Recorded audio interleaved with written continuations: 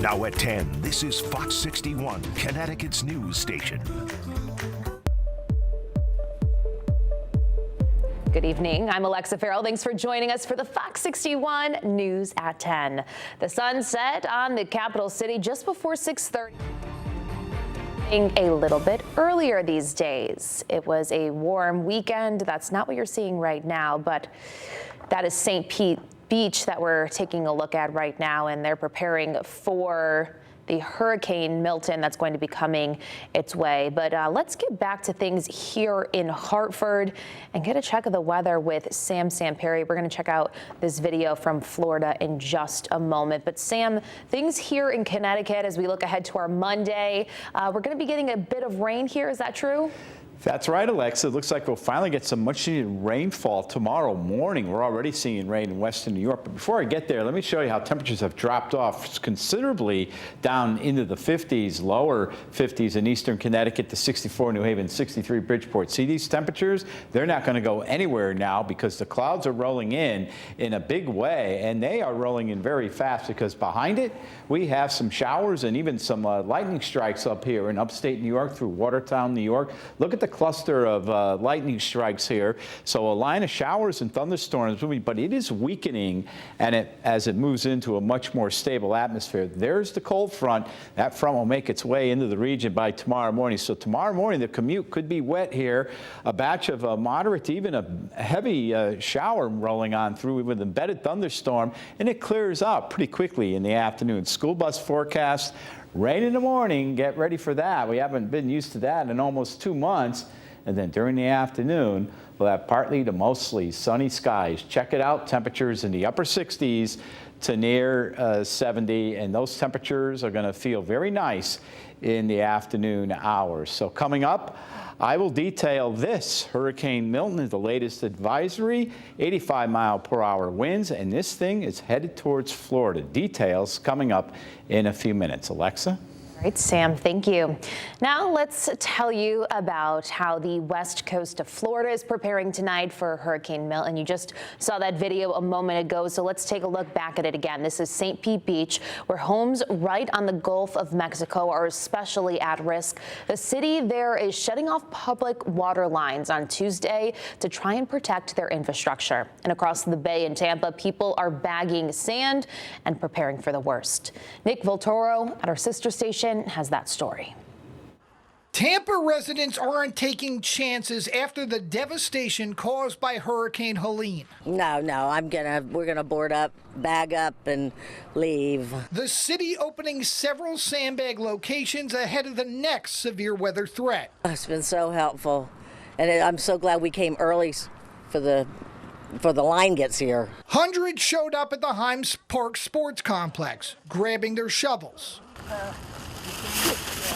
Crews around the city have also been very busy clearing out storm drains. It's been pretty challenging, but the guys take a lot of pride in their work, and something we do every day, just picking up additional debris due to the storm. Street sweepers working tirelessly, clearing debris and brush from the sides of the roads. They have already swept over 700 miles of roadways throughout the city of Tampa. Castor admits the stormwater system wasn't capable of handling the flooding the city experienced during Helene. The issue is there isn't a stormwater system in the nation that can take 5 inches of water in an hour. So it takes a couple hours for that water to dissipate. But she's confident her team is taking every single precaution to make sure they're prepared for whatever this storm brings. All the boots on the ground, everybody with the city of Tampa is working hard to get you back up on your feet. Castor says she hopes people will heed evacuation orders this time and won't risk gambling on their safety. That was Nick Voltola reporting from our sister station in Tampa Bay. A crucial victory tonight for the Connecticut Sun, and they're going to Minnesota. Fox 61 was there for all the action. Sports director Jonah Karp will join us with highlights later in the newscast, but let's begin with our team coverage of tonight's 92-82 victory over the Lynx with Kay Pattyfoot here in studio. Kay, what was the energy like?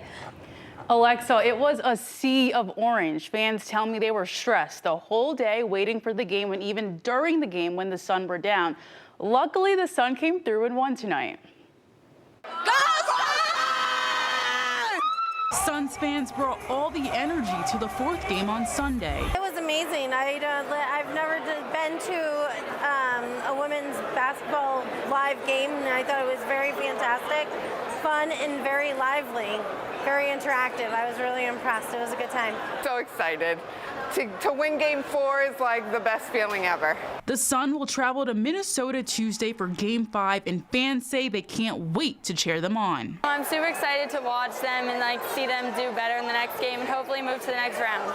They're most likely, if they win, they're gonna play New York, so that would be cool.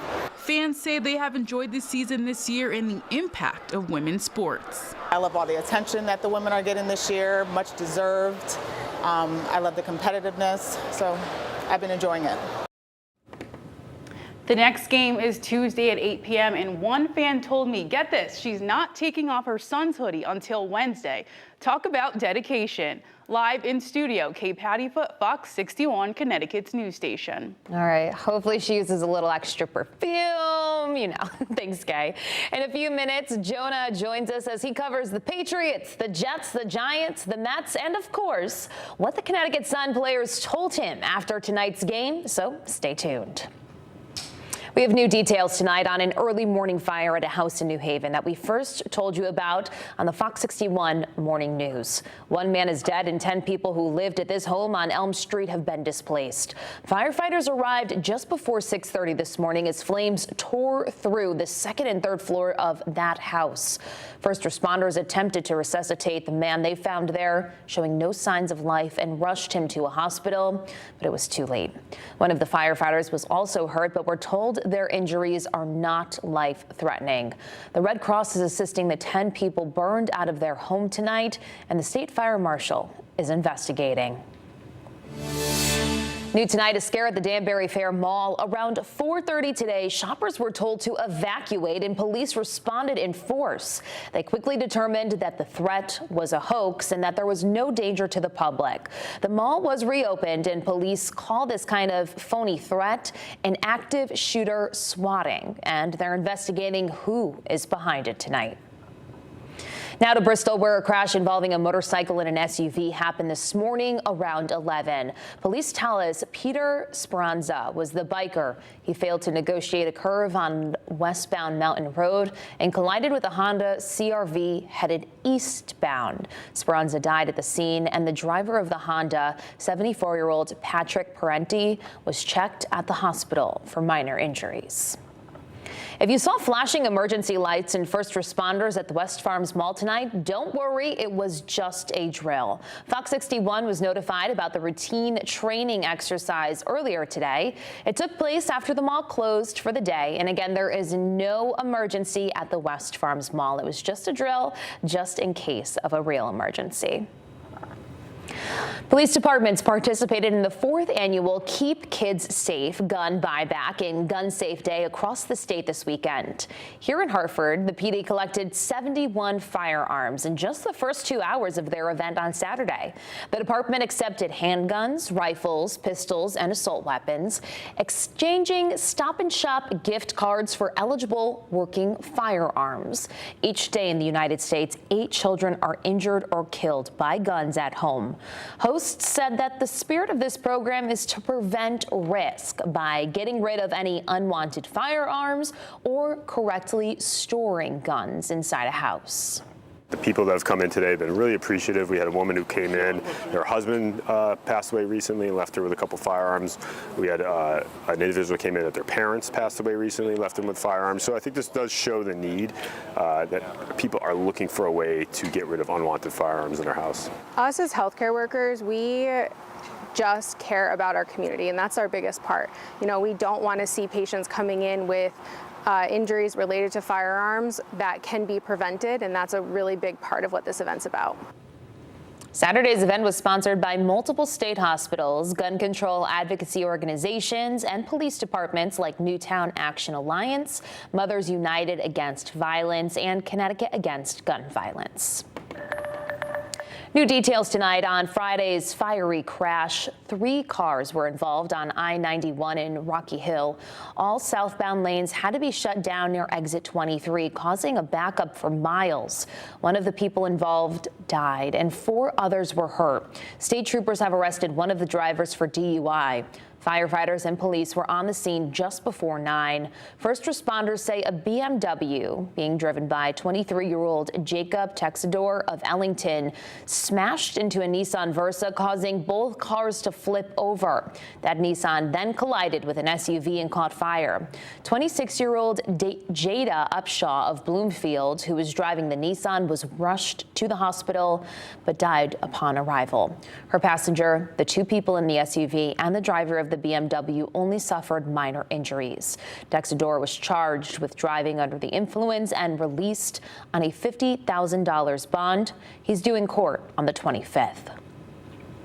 We're also following a developing story in New Haven, the search for a gunman in the Elm City's latest homicide. Shots rang out Friday night at the Bella Vista housing complex on Eastern Street.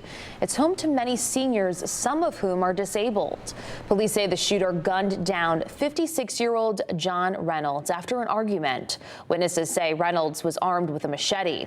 We're told he was banging on the apartment doors on an upper floor prior to the shooting. No arrests so far, but that investigation is underway.